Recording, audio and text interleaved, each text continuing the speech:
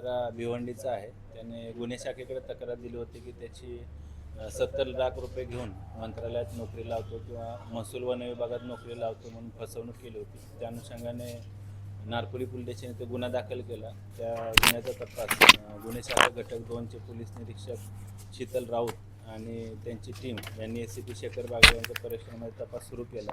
त्या तपासामध्ये असं निष्पन्न झालं की श्याम खतकर, जुगल लोढा आणि रवींद्र शंकुआ या 3 आरोपींनी पीडिताची फसवणूक केली आहे. त्याच्याकडून 70 लाख रुपये घेऊन त्याला बनावट नियुक्तीपत्र महसूल वन विभागात टंकलिपिक या पदावरचं बनावट त्याला नियुक्तीपत्र दिलं. त्या अनुषंगाने 3 आरोपींना अटक केलेली आहे. या 3 आरोपींचा पोलीस कोठडी रिमांड उद्यापर्यंत आहे.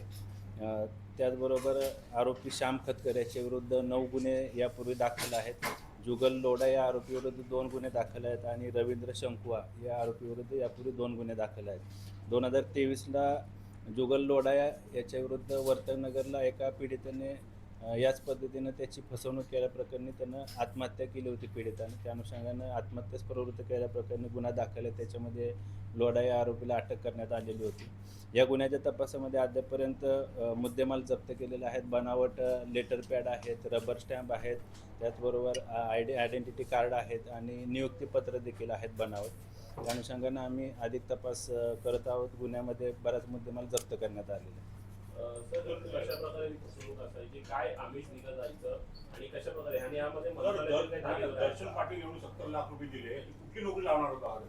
त्याला लिपिक आणि टंकलिपिक किंवा लिपिक या पदावर वन विभागात महसूल विभागात नोकरी लावतो असं त्याला बनावट नियुक्तीपत्र देखील त्याने दिलं होतं. यांची मोडच अशी आहे की हे सुशिक्षित बेरोजगार यांना हेरून त्यांच्याकडून पैसे घ्यायचे, त्यांना आमिष दाखवायचे की तुम्हाला आम्ही नोकरी लावतो आणि त्या अनुषंगाने त्यांचे जे काही प्रश्नपत्रिका असतील किंवा उत्तरपत्रिका त्याला पोस्टाने घरी पाठवायचे हे आरोपी विक्टिमला किंवा त्या पीडिताला. त्याच्यानंतर त्याला काही दिवसानंतर त्याला नियुक्तीपत्र देखील देण्यात यायचं.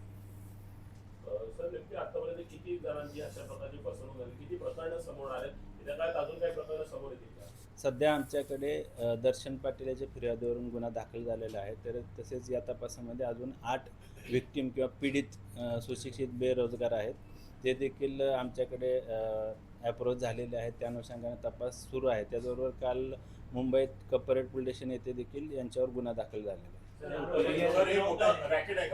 हे मोठं रॅकेट आहे. अजून याच्यामध्ये आरोपी असण्याची शक्यता आहे. काही आरोपी तपासामध्ये निष्पन्न देखील झालेले आहेत आणि महाराष्ट्रामध्ये किंवा इतर राज्यामध्ये किंवा दिल्लीमध्ये देखील रेल्वेमध्ये नोकरी लावतो असा देखील काही तपासामध्ये काही गोष्टी निष्पन्न झाल्या. त्या अनुषंगाने देखील आम्ही तपास करत आहोत.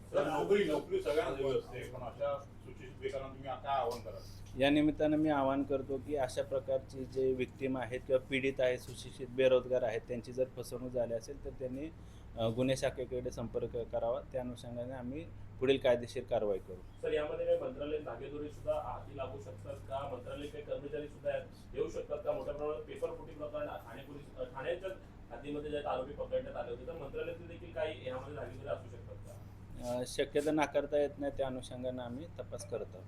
सर जे आय कार्ड वगैरे बनवण्यात आले आहेत त्या मागे पोलीस सूत्रधार आहेत का?